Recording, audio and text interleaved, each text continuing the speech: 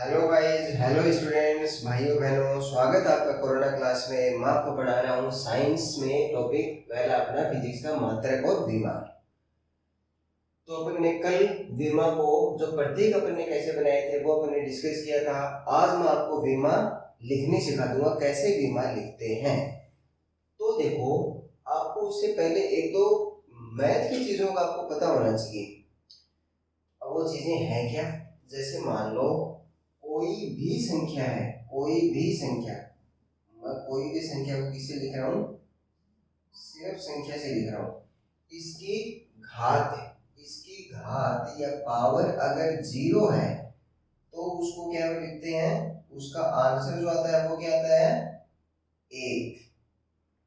कोई भी संख्या है, संख्या में यहाँ पे आप संख्या ले लो, कोई भी एक्स वाई जेड जो भी आप चीज रखोगे यहाँ पे, उसकी घात अगर आपने जीरो लगा दी तो वो क्या बन जाएगा? एक बन जाएगा। जैसे मैं बोल दूं 10 की घात जीरो तो ये कितना होगा? एक। मैं बोल दूं 11 की घात जीरो तो ये क्या हो जाएगा? एक। मैं बोल दूं 1,00,000 की घात जीरो तो वो भी क्या बन जाएगा? एक बन जाएगा। मैं बोल दूं x की घात जीरो वो क्या बन जाएगा? एक बन जाएगा। मैं बोल दूं m की घात जीरो तो वो क्या बन जाएगा? एक बन जाएगा। एक तो आपको बेसिक सा ये कॉन्सेप्ट याद रखना है। फिर अपना दूसरा कॉन्सेप्ट क्या है इसमें? देखो, ये तो बहुत ही सिंपल है, सबको पता होगा। जैसे कोई भी संख्या है, कोई भी संख्या है, उसमें अगर गुणा करें एक का तो अपने को आंसर क्या मिलता है? वो संख्या। गुणा में एक कर दो, गुणा में एक, चाहे आप गुणा में एक बार करो, चाहे दो बार करो, चाहे तीन बार करो। मैं यहाँ पे यूं कर देता गुणा एक, तब भी आंसर क्या आता? वो जो संख्या थी वो सेम टू सेम आता। जैसे संख्या की जगह मैंने ले लिया m गुणा एक तो वो आंसर क्या आएगा मेरा? m। इस चीज को ध्यान में रखना आपको। चलो, ये दो कॉन्सेप्ट हो गए आपके मिल के। एक तीसरा कॉन्सेप्ट भी मैथ का ही, वो भी आपको आगे काम में आएगा विमा में। वो क्या है? जैसे मान लो आपको 1/10 किसी ने दे दिया। अब आपको करवा क्या रहा है वो कि इस 10 को, ये जो बट्टे का निशान है, इससे ऊपर लेके आना है। करना क्या पड़ेगा आपको? 10 की घात, अब देखो यहाँ पे इसकी घात कुछ भी नहीं है, 10 की घात कुछ भी नहीं है, मानिए इसकी घात क्या है? एक। कुछ भी अगर घात नहीं दी हुई है तो उसकी ऑटोमेटिक क्या है? घात एक है। तो बट्टा के नीचे है ये पूरा सिस्टम, इसको ऊपर लेके जाऊंगा तो क्या बन जाएगा? यहाँ पे अब घात इसकी किस में है? प्लस में एक है। ऊपर लेके जाऊंगा तो क्या हो जाएगी? माइनस में एक। नीचे होता मान लो 1/m होता। m यहाँ पे मेरे को लेके क्या जाना है? इसको m को ऊपर लेके जाना है तो m की घात यहाँ पे क्या है? प्लस एक। ऊपर लेके जाओ m की घात माइनस एक। ये आपको कॉन्सेप्ट पता होना चाहिए।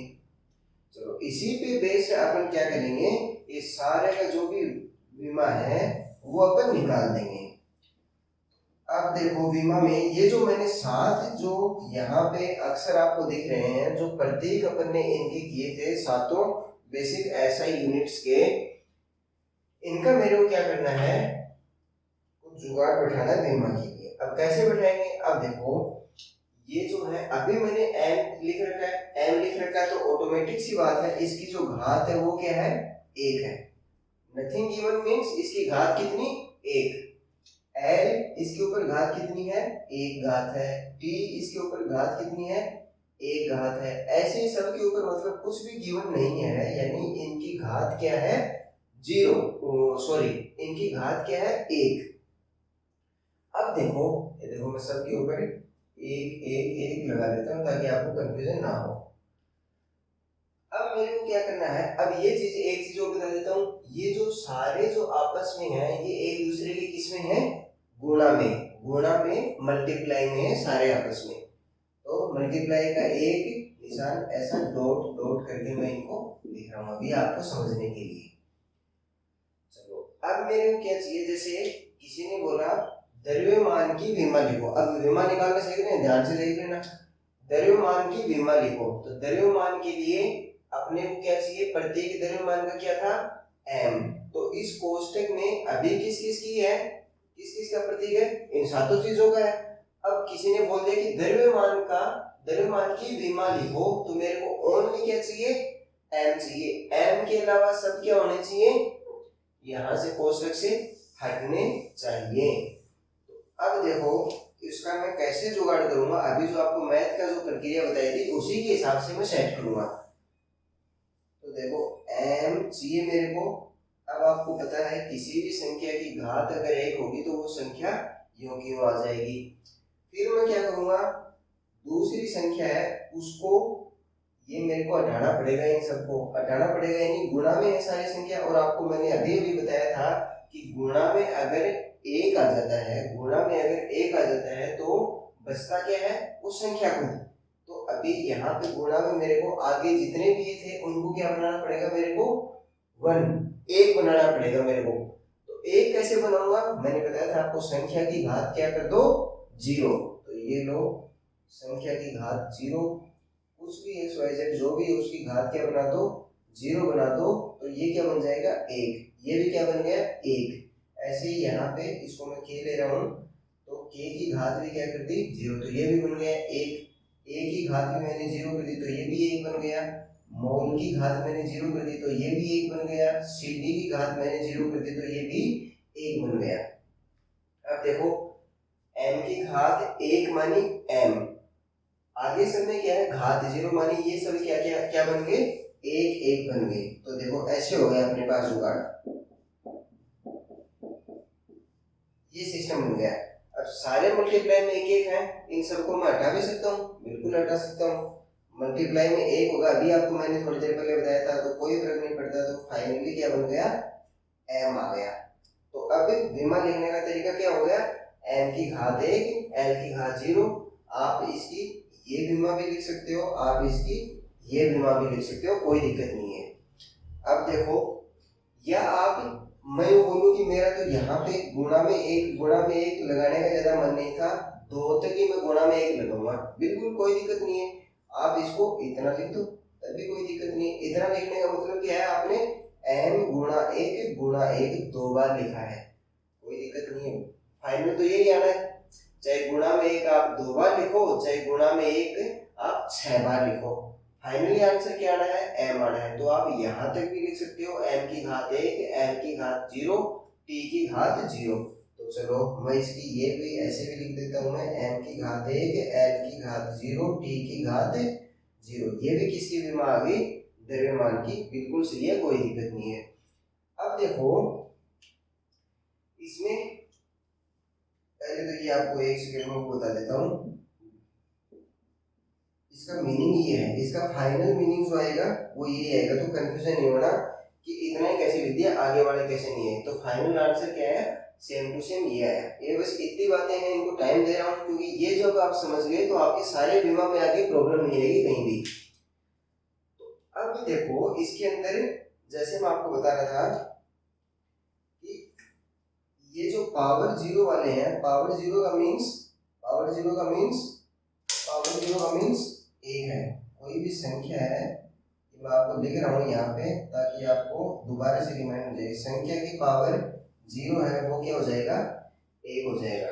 कोई भी संख्या के गुणा में 1 है, कोई भी संख्या के गुणा में 1 है तो क्या आएगा, वो संख्या क्यों आएगी। ये देखो, मैं इतना बार बार में ऐसी छोटी छोटी चीजें लिख रहा हूँ क्योंकि आर्ट्स के स्टूडेंट हैं, उनको काफी चीजें ऐसी समझ में नहीं आती। साइंस वालों के तो खैर इतनी प्रॉब्लम होती नहीं है, तो उनको आसानी से समझ में आ जाएगा। चलो ओके,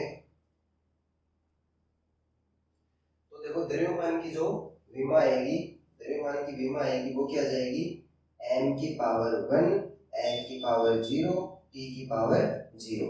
अब देखो मैंने यहाँ पे 3 तक ही लिखा, 3 तक ही क्यों लिखा, इसका एक छोटा सा रीजन है। फिजिक्स में जितनी भी चीजें आएंगी ना, तो ऑलमोस्ट 90% वो कहाँ तक कवर हो जाएंगी, m l और t तक। उसके आगे वाली चीजें जब काम में आएंगी तब अपन लेंगे, लेकिन मैक्सिमम क्या है यहाँ तक काम में आती है, तो क्यों अपन बार बार में गुणा एक लगाएं।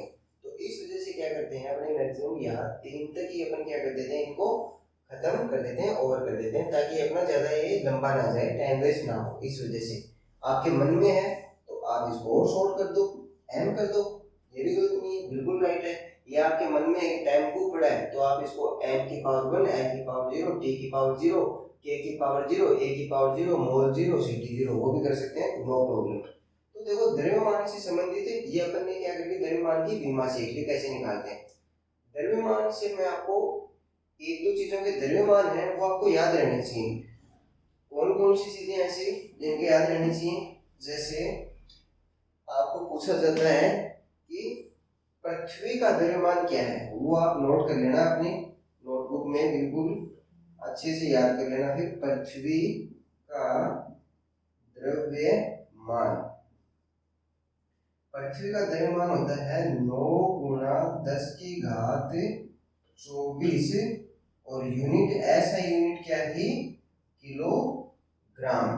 तो पृथ्वी का द्रव्यमान कितना होता है, 9 गुणा 10 की घात 24 किलोग्राम। फिर क्या है, एक और द्रव्यमान आता है आपका, इसका सिंबल का क्या बोलते हैं, इसको इलेक्ट्रॉन। ये आपको आगे बिल्कुल पढ़ाएंगे, जब धारा अपन तो भी पढ़ेंगे उसमें। अभी क्या है रखो, ई माइनस, इसको मैं क्वेश्चन में लिख देता हूँ, क्या बोलते हैं, इलेक्ट्रॉन। इलेक्ट्रॉन का द्रव्यमान कितना होता है, इलेक्ट्रॉन का द्रव्यमान होता है 9.1 इंटू 10 की घात माइनस 31 किलोग्राम। ये आपको याद करना है। फिर है तीसरा, प्रोटॉन व न्यूट्रॉन का द्रव्यमान। कोई भी परमाणु है उसमें इलेक्ट्रॉन, प्रोटॉन और न्यूट्रॉन, ये तीन चीजें आपको पता होनी चाहिए, ये विद्यमान होती हैं। तो इसका जो दोनों का द्रव्यमान है वो समान है, और वो होता कितना है, 1.6 गुणा 10 की घात माइनस 27 किलोग्राम। ये आपको याद रखना पड़ेगा। चलो ये तीनों आप नोट कर लो, और फिर आपको बताता हूँ मैं द्रव्यमान के बारे में एक दो चीजें, जैसे द्रव्यमान का और ये जो भार होता है उसमें डिफरेंस क्या होता है, अंतर क्या होता है, वो आपको अभी थोड़ा मैं डिस्कस करूंगा। देखो स्टूडेंट्स, कोई भी वस्तु आपको, कैसी भी वस्तु दे दे आपको, उस वस्तु का द्रव्यमान हमेशा क्या रहेगा, समान रहेगा, लेकिन उस वस्तु का भार वो समान नहीं रहेगा। उस वस्तु का भार है, कोई भी अपन दूसरे ग्रह पे जाएंगे जहां पे गुरुत्वीय त्वरण का मान अलग होगा, तो उस वस्तु का भार क्या हो जाएगा, अलग हो जाएगा। तो आप नोट डाल के सिंपल सी बात लिख लो, नोट डाल के लिख लो, नोट डाल के लिख लो, किसी वस्तु का द्रव्यमान, किसी वस्तु का द्रव्यमान, किसी वस्तु का द्रव्यमान हमेशा हमेशा समान रहता है, परंतु भार हर ग्रह के लिए अलग होता है, क्योंकि वस्तु का भार, वस्तु का भार ग्रह के गुरुत्वीय त्वरण, ये अपन डिस्क्राइब करेंगे बाद में त्वरण क्या होता है, तब आपको समझ आ जाएगा गुरुत्वीय त्वरण, ये जो मैंने टर्म लिखी है वो होती क्या है। अभी आप सिर्फ इसको याद कीजिए कि भार होता है वो ग्रह के गुरुत्वीय त्वरण के कारण क्या होता है, अलग अलग होता है।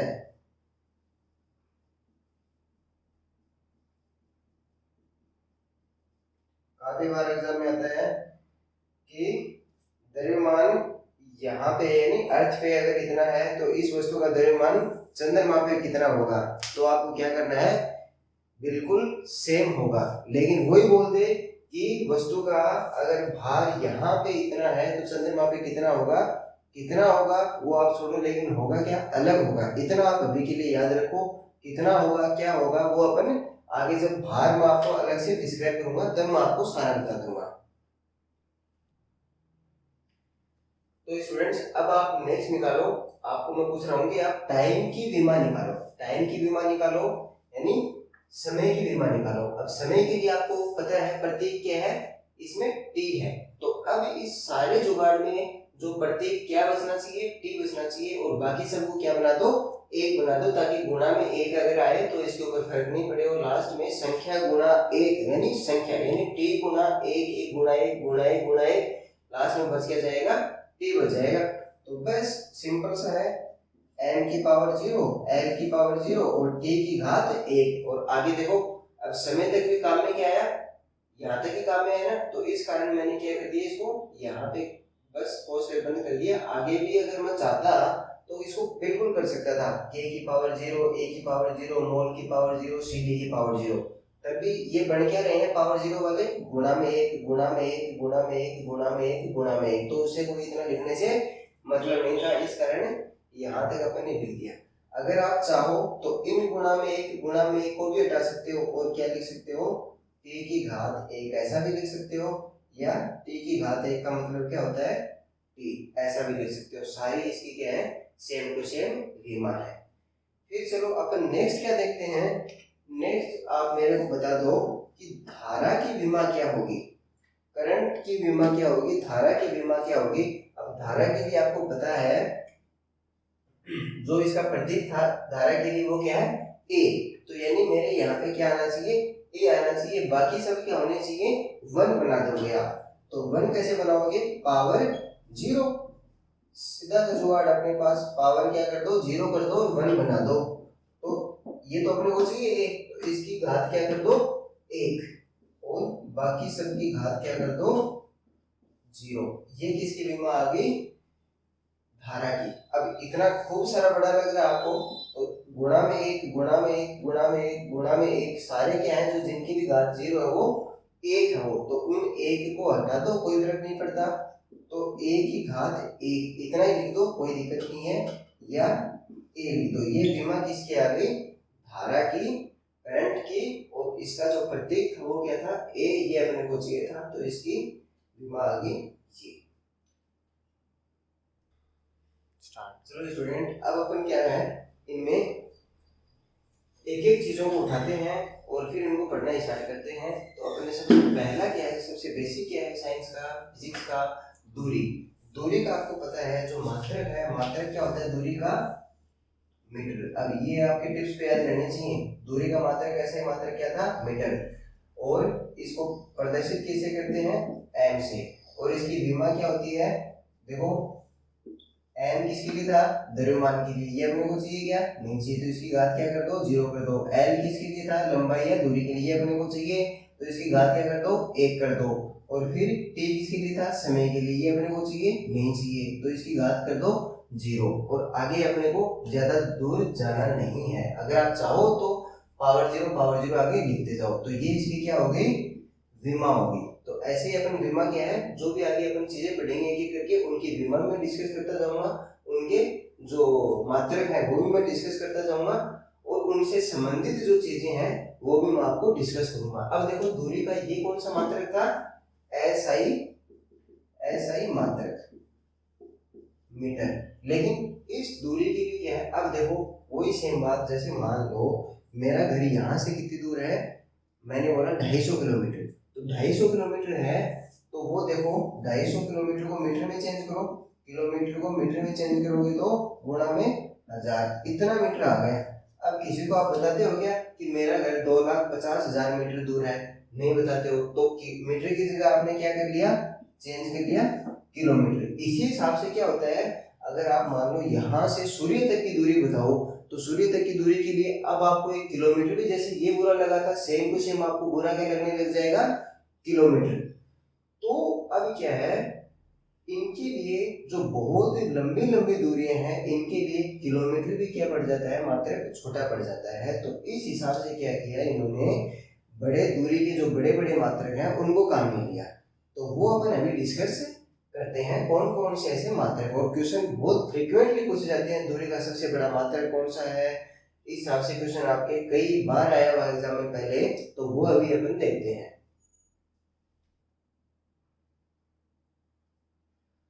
तो देखो दूरी के अन्य मात्रक देखते हैं, जिसमें पहला आता है प्रकाश वर्ष। प्रकाश वर्ष होता क्या है? प्रकाश की किरण द्वारा एक वर्ष में तय की गई दूरी। ये कितना होता है? वैल्यू आपको सीधी सीधी याद रखनी है, पूछ सकते हैं वैल्यू। प्रकाश वर्ष कितनी दूरी है? 9.46 गुना 10⁻15 मीटर।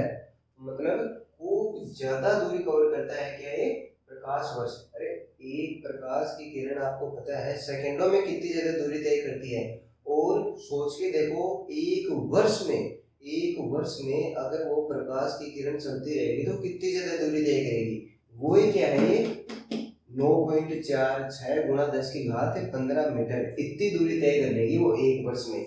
देखो स्पीड क्या होती है, लाइट की स्पीड क्या होती है, सबको याद होने से ये भी आगे अपन वापस डिस्कस करेंगे, लेकिन अभी आप याद कर लो इसको। 3 गुना 10⁸ मीटर प्रति सेकेंड इतनी होती है लाइट की या प्रकाश की किरण की स्पीड। अब इस स्पीड से चलता जाए तो एक वर्ष तक चले तो कितनी दूरी तय करेगा, इसको गुणा में क्या कर दो समय। तो देखो एक फॉर्मूला होता है, थोड़ी देर बाद में अपन देखेंगे, दूरी बराबर चाल गुना समय। ये फॉर्मूला होता है, ये अपन देखेंगे अभी थोड़ी देर में। दूरी बराबर चाल गुना समय। तो चाल कितनी है? 3 गुना 10⁸ मीटर प्रति सेकंड, और समय कितना है? एक वर्ष। एक वर्ष में कितनी सेकंड होगी? एक वर्ष में मान लो मैं दिन मान रहा हूँ 365 दिन। एक दिन में कितने आवर होते हैं? 24 आवर। और एक आवर में सेकंड कितनी होती है? 3600 सेकंड। ये पूरा इतना क्या आ गया? सेकंड। अब देखो सेकंड से सेकंड कट गया, आंसर बच के गया मेरे पास मीटर। तो इतना मीटर, ये जो वैल्यू है ये क्या है? 9.46 गुना 10⁻15 मीटर के बराबर है। चलो, और ये इतने बड़े बड़े क्यों आए? क्योंकि आपको पता है आकाशीय पिंडों के बीच की दूरी क्या होती है? बहुत बहुत ज्यादा होती है। तो इस वजह से अपन ने ऐसे बड़े बड़े मात्रकों को काम में लिया। तो ये सीधी सी बात है, आकाशीय पिंडों के मध्य दूरी ज्ञात करने में काम आता है। नेक्स्ट देखो पार्सेक। अब ये भी क्या लगने लग गया अपने को, ये भी कि और भी ज्यादा ज्यादा दूरी है, तो इससे भी काम नहीं चला, तो अपने एक एक्स्ट्रा और मात्रक काम में लिया, जिसका नाम क्या था? पार्सेक। पार्सेक तो देखो दूरी का सबसे बड़ा मात्रक है। वेरी वेरी वेरी इंपॉर्टेंट, दूरी का सबसे बड़ा मात्रक कौन सा है? पार्सेक। होता कितना है? प्रकाश वर्ष से भी 3.26 गुना क्या है? पार्सेक। और ऐसे सीधा पूछ ले मीटर के हिसाब से, तो वैल्यू याद रख लेना 3.086 गुना 10⁻16 मीटर। यदि पॉइंट वाले भी याद नहीं रहे ना, तो 3 गुना 10⁻16 याद रख लेना बस। फिर क्या है? अब सीधी सी बात है, बहुत पिंड तो आपको पता है आकाश गंगा में कितनी दूरी दूरी तक है तारे वगैरह। तो आकाशीय पिंडों की मध्य दूरी ज्ञात करने के लिए क्या काम में लिया अपन ने? पार्सेक। इसके अलावा अगला जो मात्रक है वो है खगोलीय इकाई। वो भी क्या है? दूरी का ही मात्रक है, वो भी आपको मैं बताता हूँ। तीसरा मात्रक कौन सा है? खगोलीय इकाई। ये क्या बताता है? पृथ्वी से सूर्य के बीच की औसत दूरी को बताता है। पृथ्वी से सूर्य के बीच की दूरी कौन सा मात्रक है? खगोलीय इकाई। और कितनी दूरी होती है पृथ्वी सूर्य के बीच की? 14.96 करोड़ किलोमीटर। 14.96 करोड़ किलोमीटर। ये क्या है? एक खगोलीय इकाई। ये जरूर 3 मात्रक आपने देख लिए हैं। अब एक और आपने सबने सुना होगा, क्या? मील। सबने सुना होगा ये तो, मील। तो इसको मैं चौथा नंबर लिख देता हूँ। जो अपने नॉर्मली जो ये आता है, पृथ्वी पे जब एक जगह से दूसरी जगह जाना हो तो मील काम में लिया, तो उसमें वो आता कितना है? वो आता है 1.6 किलोमीटर। केएम का मतलब आपको समझ में आ रहा है ना? केएम मानी किलोमीटर। 1.6 किलोमीटर वो क्या होता है? मील। अब ये तो क्या है? अर्थ वाला मील, पृथ्वी वाला मील, जो नॉर्मली अपने जवाब दे सकते हैं। एक अलग से काम में लिया जाता है नाविक मील। नाविक मील या नॉटिकल मील, उसकी वैल्यू क्या होती है 1.852 किलोमीटर। मतलब जो समुद्री जो नाविक जो मील है वो अपने जो नॉर्मल मील है उससे कुछ ज्यादा होती है, उसकी वैल्यू क्या है 1.8, आप याद रखना ना 1.8 किलोमीटर, वो कितनी है 1.6 किलोमीटर। चलो ये दूरी को अक्षर मात्रक है, ये आप ध्यान में रखना इनको। और किलोमीटर और मीटर, इनको किलो क्या है, ये किलो क्या होता है ये देखो, ये समझ लो थोड़ा सा। ये मैं जो के लगाता हूँ ना, के का मतलब है हजार, के का मतलब क्या है हजार, के को बोलते क्या है किलो। इसी हिसाब से कुछ अलग चीजें आती हैं, आपने सुना होगा मिलीमीटर, माइक्रोमीटर, नैनोमीटर। तो ये देखो मैं अभी आपको ये बता देता हूँ, इनके थोड़े से ये जो मीनिंग आते हैं ना छोटे छोटे, इनको मैं अभी आपको डिस्क्राइब कर देता हूँ। देखो स्टूडेंट्स, ये कुछ मैंने आपको टर्म लिखे हैं, ये आपको याद रहनी चाहिए, फिजिक्स में कहीं भी काम में आ सकती हैं, और हो सकता है दूसरे सब्जेक्ट में मैथ्स वगैरह कहीं आए उसमें भी ये काम में आए, कंप्यूटर आता है उसमें भी ये काम में आती हैं। तो देखो इसमें क्या है, जैसे ये मैंने पहले लिखा मिली, मिली का मतलब होता है 10 की घात -3, माइक्रो, माइक्रो का मतलब 10 की घात -6, नैनो का मतलब ये तो नाम से सीधा सीधा दिखता है नो, नो 10 की घात -9, एंगस्ट्रम होता है 10 की घात माइनस, जैसा आपके क्वेश्चन आया हुआ है राजस्थान पुलिस में, ये एंगस्ट्रम का 10 की घात -10, राजस्थान पुलिस में क्वेश्चन आया हुआ है। फिर है किलो, किलो का मतलब होता है 10 की घात -3, मेगा 10 की घात 6, गीगा 10 की घात 9, टेरा 10 की घात 12। अब देखो आपको कंप्यूटर में कैसे काम में आते हैं, आप देखते हो 1 KB, ऐसा आपने देखा होगा कभी KB, के का मतलब क्या होता है किलो बाइट, वो ये काम में आता है। फिर आता है 1 MB, मेगा का इसे लिखते हैं M से, गीगा को लिखते हैं G से, और टेरा को लिखते हैं T से। तो आपने देखा होगा कंप्यूटर में 1 MB की फाइल है, 1 GB की फाइल है, 1 TB की फाइल है, टेराबाइट की इतनी हार्ड डिस्क है। तो ये सारे वहां पे भी काम में आते हैं। चलो गाइस, अब देखो इसको मैं आपको बता देता हूँ एक बार। देखो जैसे 1 किलोमीटर आपने लिखा, 1 किलोमीटर लिखा, तो इसको लिखते क्या है, देखो के को हटा के आप क्या करोगे 1 × 1000, और आगे जो है वो मीटर का सेम टू सेम लिख दो। तो 1 किलोमीटर में कितने मीटर होते हैं 1000 मीटर, वो आ गया।